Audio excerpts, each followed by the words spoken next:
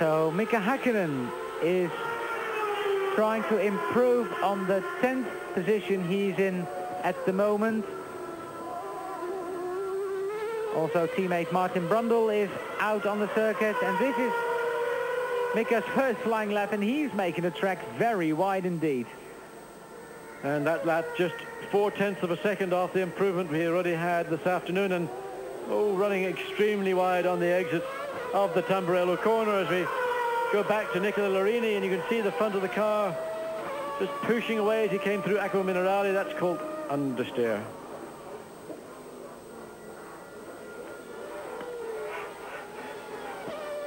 Ferrari had a lot of understeer in Ida, but it seems to be better here, John.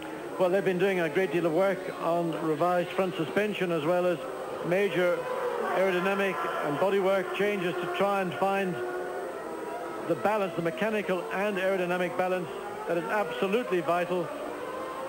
And of course, again, a circuit like Imola where you've got so much low speed work, yet you've got to balance it off against probably the quickest or one of the quickest straights of any circuit. It's a difficult job technically. The Bertrand Gachot on the circuit in the Pacific Grand Prix. Well, Gachot's definitely in for this race. And Marini did a 23.2 on that lap, and that's still 0.4 away from his personal best. Let's see how close he can get to Ayrton Senna's 42.892 second intermediate time. No locking wheels this time going into the chicane. And the time is half a second off Ayrton Senna. Now if he could keep that momentum, he will do a 22.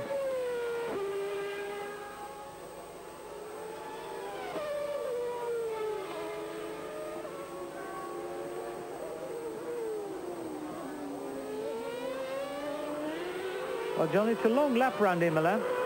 The circuit is quite long, and there's quite a few drivers also this morning that never run the allocated amount of laps.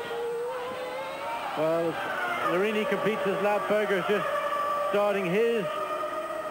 Gerhard Berger, his best time still from Friday afternoon.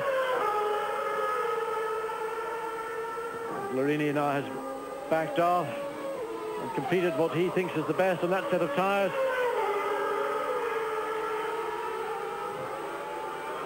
Gerhard Berger, of course, has been very upset that his fellow Austrian Roland Ratzenberger was involved in that accident. But these are issues, unfortunately, that have to be put behind a Grand Prix driver. He's got to be able to cope with incidents like that and get out and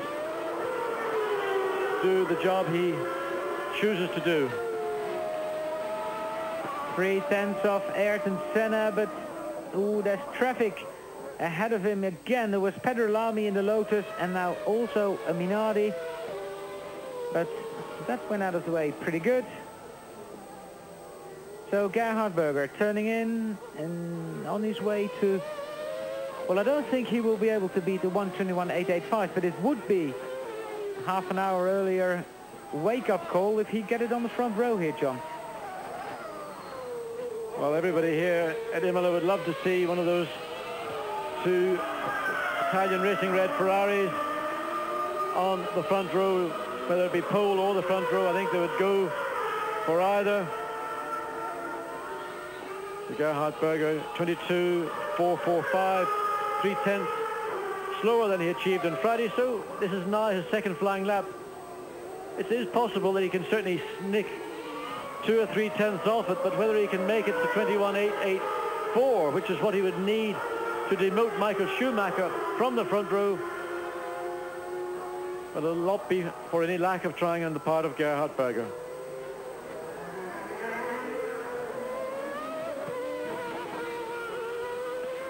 Again, watching that, lots and lots of understeer coming through on power through Acqua Minerale.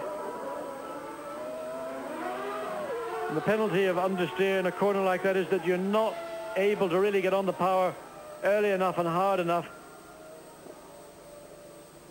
But the car does appear to look more controllable and more comfortable to drive in the lower speed parts of the similar circuit.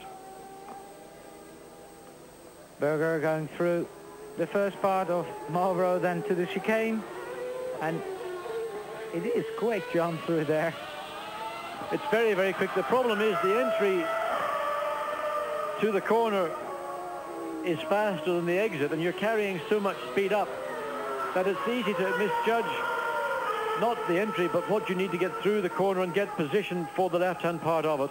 And talking to Rubens just those moments ago, in effect, that appears to have been the problem that he got himself into. He came into it very, very quickly indeed.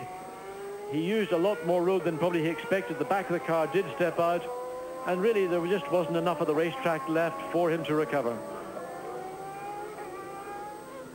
Well, we look at the classification.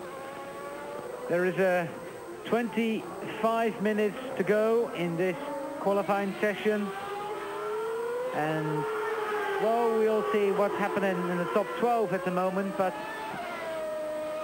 there's Andrea de Cesaris in 21st, where we watch Pierluigi Martini, Pedro Lamy 22nd, Beretta 23rd, Brabham 24th, Ratzenberger 25th, Gasho 26th, Belmondo 27th, and then Rubens Barrichello 28th. Pierluigi Martini with the Minardi, and that is basically still last year's car, John. The team is waiting a new car, but what they've got for this race is new fuel. Yes, they have new Agip fuels, the same fuel that Ferrari have had access to for this weekend, and according to Michele Alboreto, it's worth another 10 horsepower in his Ford HB, and I suspect it's probably at least that, if not a little more, for Ferrari. But it isn't even just the out-and-out horsepower, it's how it affects the engine characteristics as well, and what the engine engineers are able to do with that. But they do have some of the 94 parts on the car, and principally what they are the corners, but the wheel end of the corners, the uprights, and some of the new brake assemblies. And over the next, well, 2 Grand Prix, I think, by the time we get to Spain at the end of May, you'll see the complete 94 Scuderia Minardi Ford HB. Martini turning into that last chicane. Well, gets on the power nice and early, nice and tidy, and the time is 1:24.523, and that's half a second slower than he did yesterday, but it's the fastest time he's done so far in this session.